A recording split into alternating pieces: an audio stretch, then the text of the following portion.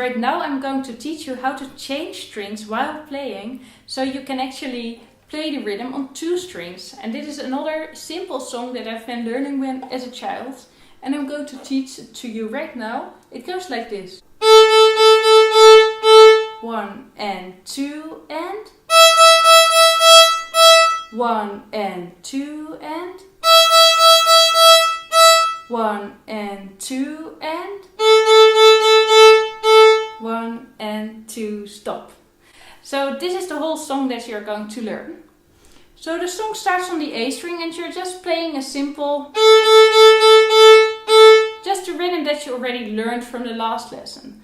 And as you see, you will end at the first sticker and you will be at the balance point of the bow. And if you are over here, you are just moving your right hand a little bit downward.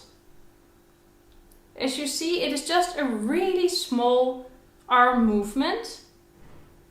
And with a really small arm movement, you are on the E string and you will play the rhythm on the E string.